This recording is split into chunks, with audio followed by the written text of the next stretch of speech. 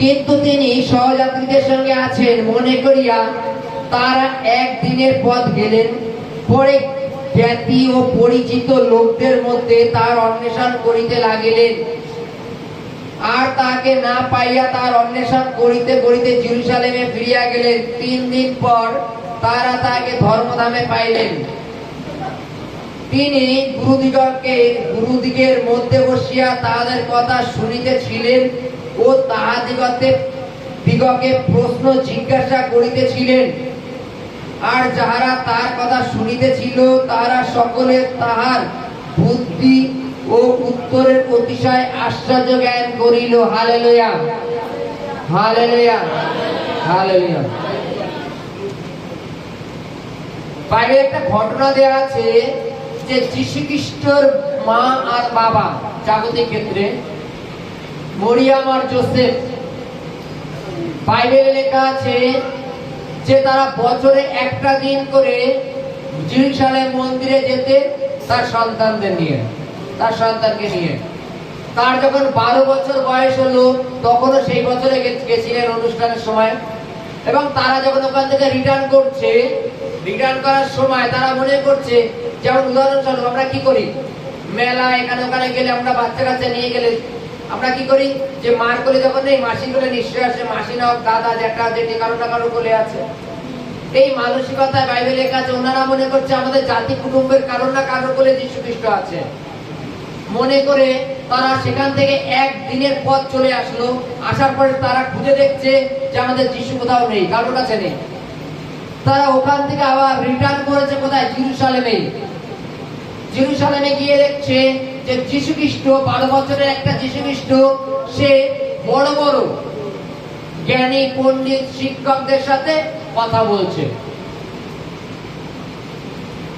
এবং সেই কথা বলতে বাইবেলে লেখা আছে, সেই কথা বলার ভঙ্গিমা আমরা যদি দেখি বাইবেলে লেখা আছে, তিনি আবার সেই যীশু খ্রিস্ট সেই গুরু যারা আছে, শিক্ষাগুরু ধর্মগুরু যাকে বলা হয়, তাদের কাছে আবার প্রশ্ন করছে, সমস্ত বিষয় শিক্ষার বিষয়ে প্রশ্ন করছে।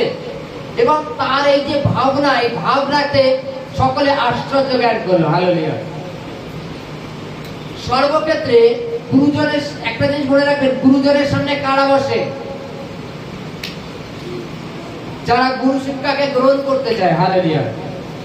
এইবার গুরু শিক্ষাকে, গুরুর কাছে প্রশ্ন কারা করে? যারা আগে বাড়তে চায়। জানো এটা? যারা আগে বাড়তে চায় তারা প্রশ্ন করে। জানো, স্কুলে যখন স্যারে পড়াতে পড়াতে অনেক যারা ইন্টেলিজেন্ট ছেলে পেলে হয়, যারা একটু ভালো স্টুডেন্ট হয়, তারা স্যারকে প্রশ্ন করে, স্যার এটা কি করে হলো, এটা কি করে হলো। স্যার তখন ওটাকে একটু খুলে বলে যেটা এই বিষয় হয়।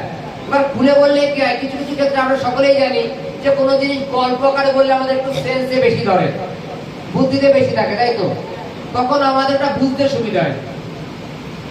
যীশু খ্রিস্ট প্রতিনিয়ত সেই শিক্ষকদের কাছ থেকে বুদ্ধি নিচ্ছেন, প্রশ্ন করছেন।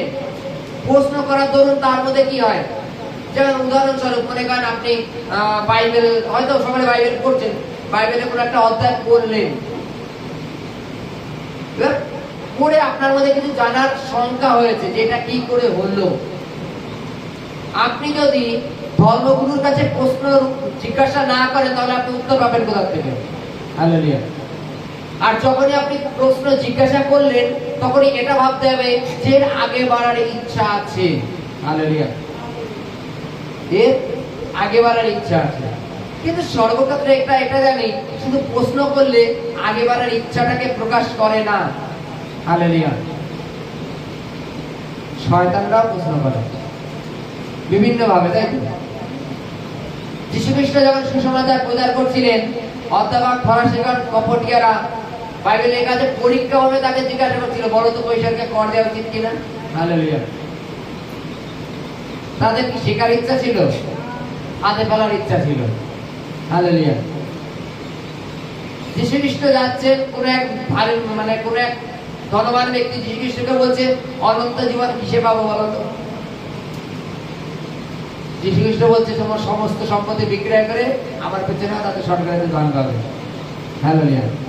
জিজ্ঞাসা করছিল, কিন্তু জিজ্ঞাসা যে ব্যক্তি করেছে যে যারা পাশে থেকে শুনছে আর কি, মনে কর 12 জন শিষ্য তো অবিরত তার সাথে ছিল, তারা শুনে কিন্তু তারা পরিতৃপ্ত হচ্ছে। হালেলুয়া। বাইবেলে লেখা আছে তারা তার মা বাবা যখন খুঁজতে খুঁজতে জেরুজালেম মন্দিরে আসলো, এসে দেখছে সে কোথায় রয়েছে? বসে পণ্ডিতদের সাথে বসে রয়েছে। আমরা জগতের কতজন এই পণ্ডিতদের সাথে বসি? ভালো কিছু শুনবার জন্য, ভালো জ্ঞান উপার্জন করবার জন্য বসি না। যেখানে কিছু উটপটাঙ্গা কিছু হচ্ছে সেখানে গিয়ে আমরা উপস্থিত হয়ে যাই, তাই তো নাকি? হয়ে যায় তো নাকি? আজকে আমরা ভালো জিনিসটাকেও অন্বেষণ করি না, ভালো জায়গাটাকেও চুজ করি না, যেখানে মন্দ কিছু হয় সেখানটা চুজ করি। যেমন উদাহরণস্বরূপ, যেখানে পণ্ডিতদের যীশু খ্রিস্ট, দেখো একটা জিনিস, যখন আমি কোনো বিষয়ে প্রশ্ন জিজ্ঞাসা করব, আমার মধ্যে শঙ্কা হতেই পারে। কেউ কোনো এক বিষয়ে মনে কারো গল্প করছে, সেই গল্পের মধ্যে থেকে আমার জীবনে একটা প্রশ্ন আসতেই পারে, তাই তো নাকি? এটা কি করে হলো? এটা কি করে হলো? যেমন উদাহরণস্বরূপ বলি, মনে করো পুরাতন নিয়মে এদম উদ্যানে কে ছিল? আদাম আর হাওয়া, জানি তো। সর্প এসে হওয়াকে বললো আর হওয়া গাছের ফল খেয়ে নিল। অনেকে প্রশ্ন করতেই পারো, কেমন সর্প এসে কেমন বললো আর হওয়া কি করে একবারে খেয়ে নিল? হওয়া কিন্তু একদিনে প্রতারণা হয়নি, তাকে রোজ এসে একবার করে অপারেশন করা হয়েছে, তারপরে গিয়ে ফল খেয়েছে। তাহলে হয়তো বলবা তাহলে বাইবেলে লেখা নেই কেন যে রোজ এসেছিল? হালেলুয়া। তাহলে রোজ এসেছিল বাইবেলে লেখা নেই কেন? তাই তো নাকি? এই হচ্ছে পরীক্ষা। এবার যদি আমরা এই কিছু প্রশ্ন না জিজ্ঞাসা করি, তাহলে আমরা তার অ্যান্সার, উত্তর কি করে পাবো?